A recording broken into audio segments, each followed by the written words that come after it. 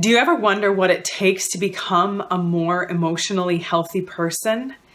Did you know that there are simple things that you can do, habits that you can create in your life, that doing these things will make you a more emotionally healthy person, one step, one day at a time? And the people who are the most emotionally healthy have made a point of learning how to, and then intentionally doing these things every day. And today we're going to talk about the 5 biggest ones, and they're ones that you can start doing and start working on just one at a time, and one thing at a time, and slowly, and not feeling like you need to do it all at once because that's just overwhelming and stressful. But just small changes, small habit changes, small little tweaks on a regular basis is what it takes to become more emotionally healthy. And we're going to talk about that here today. If you're new and this is the first time we're connecting, my name is Kristina, and I'm a registered therapist, researcher, and online course creator. I have a master's degree in counseling psychology, and I work to help men and women get through the crap that holds them back so they can like themselves and their lives more every day. And when we are more emotionally healthy, it's not surprising that we do just like ourselves and our lives more. So let's get right into these and let's talk about these ones. So the first thing, the first habit that emotionally healthy people have is they make a point to work on being difficult to offend, that they really work on not taking things personally, that they ask themselves when something happens that is upsetting or off-putting, they ask themselves, is this really about me? Is this person doing this or saying this or treating me this way? Is this about me, or is it because they are dealing with their own stuff, or they have something going on and they're taking something out on me? Is it because there's something wrong with me that they are doing this, or is it because it's something that they are struggling with that they are taking out on me? Or if something happens and you fail at something, or something doesn't go your way, and taking that personally and thinking it's because I'm a failure, it's because I'm no good. People who are more emotionally healthy look at it and say, okay, is this personal? Is it because I'm no good? Is it because I'm a failure? Or is it because I still have more to learn? Is it because I still have things that I need to grow? Is it because I still have work to do in this area? So whatever it is that comes up, they really take a minute and assess and take a step back and say, is this really personal?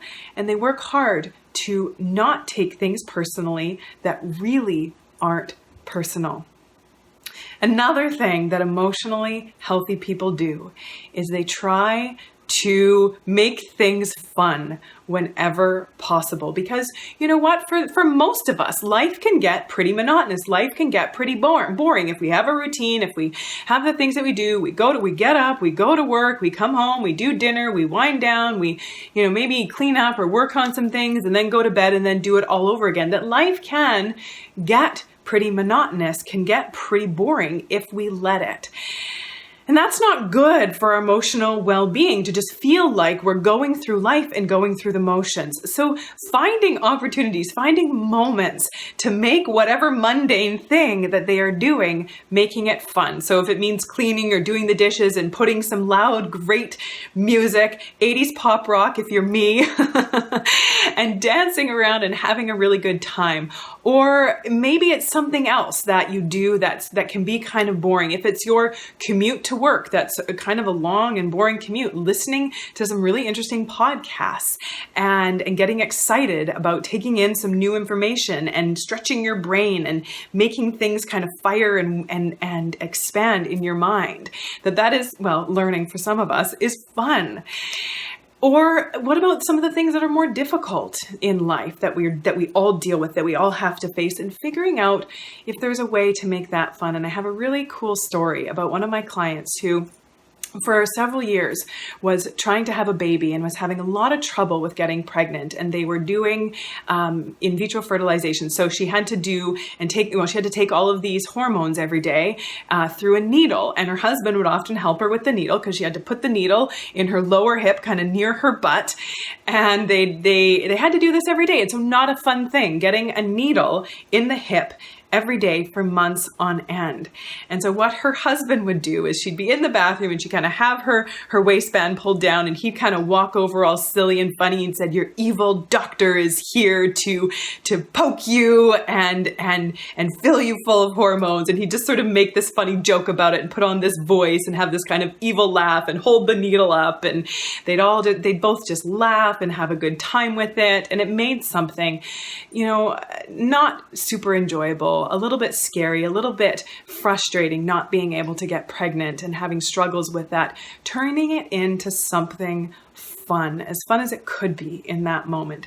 So thinking about ways to make things that aren't necessarily really fun, maybe boring, or maybe even not really fun at all, making them fun, bringing some joy into life whenever possible. The next one, speaking of joy, the next thing that emotionally healthy people do is they do not let other people take their joy.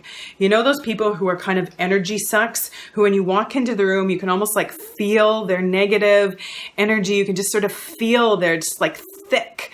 And the temptation is to kind of just take it in and absorb it and let it bring you down when you're feeling good. But people who are emotionally intelligent are good at putting in boundaries and saying, I'm not going to get pulled into your stuff. Now that's different from being supportive of a friend who is struggling. I'm talking about those people who are just, when they're in a bad mood, they're just cranky and crusty and negative, and they're just sort of leaking it out onto anyone, and there's nothing you can really say or do. They're just having a moment. They're just in a mood. And so you just need to be able to take some space, have some boundaries. And we learn a lot about this in my boundary setting course, how to do this. But it is something that we can learn to work on, is tuning in when we're getting pulled in unnecessarily into other people's crap, and learning how to not let other people take our joy from us. And as I say, I've put this saying out there on social media that you have worked hard for that joy. Don't let anybody just walk in and steal it from you.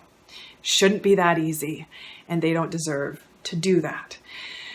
So, not letting other people take your joy. That's our third one. And then the next one, speaking of people and getting pulled into other people's stuff, that sometimes instead of judging or criticizing others, being curious.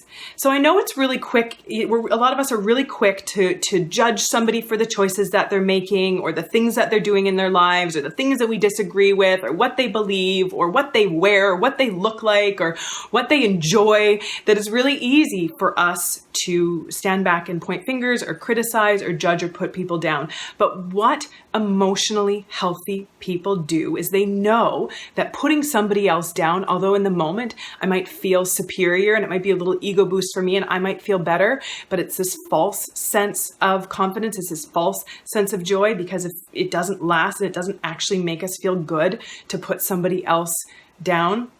And emotionally healthy people know that. And so instead of judgment or criticism, they take the stance of curiosity, being interested in understanding why someone does what they do or makes the choices that they make. Because the truth is, all of us have our reasons, and all of us do things that not everybody agrees with, that not everybody has to like, and that's okay. But isn't it nice when we do things and people are more curious and interested in what we're doing versus judgmental and critical? And emotionally healthy people know that. They know that we're all just kind of going through life and most of the time doing our best. Nobody really wants to be judged or criticized, so being curious instead of critical is a really powerful thing. And this one in and of itself, learning how to be curious instead of critical, will be a huge game changer for you if you are someone that struggles with feeling bitter or resentful or critical or judgmental of people a lot of the time. Curiosity over criticism. And then the next one is emotionally intelligent people, emotionally healthy people know what their wants, needs, and preferences are, and they feel comfortable and confident with sharing them. Not forcing them on people, not bulldozing whatever they want and saying, it has to be my way, it has to go my way, but they are good at speaking up for what they want, need, and prefer in a kind but clear way, that they work every day on being clear and kind with their communication, with speaking up and sharing what they want, but not insisting and forcing and pushing, but also saying when something has upset them, when something has bothered them. They work on addressing things head on in a kind, clear way, not an aggressive or pushy or nasty or accusatory way, but in a clear and kind way. And that is definitely a skill that needs to be worked on. And we're not born with really healthy communication skills, but it is something that we can learn, and we go through thoroughly in my Speak and Feel Heard effective communication course. We go thoroughly exactly how to do that. So make sure that you are on my mailing list so that you can get informed when we do launch that course again. And the way to get on my mailing list is to sign up for my PDF on habits that emotionally healthy people have. I'm going to put the link right down in the description, and there will be a list there of these things that we can do to become more emotionally healthy. That the more we make choices to do things that lead to emotional intelligence or emotional health, the more emotionally healthy we become. So the choices that we make impact our emotional health on a daily basis. You can grab that PDF right in the link below. And just before you go, be sure to like the video. Every like counts, and I really appreciate it. And also do subscribe so that we can stay connected. Share this one out. Make sure that this information gets in front of more people that you think would find it useful. Thanks so much for being here. And until next time, take good care.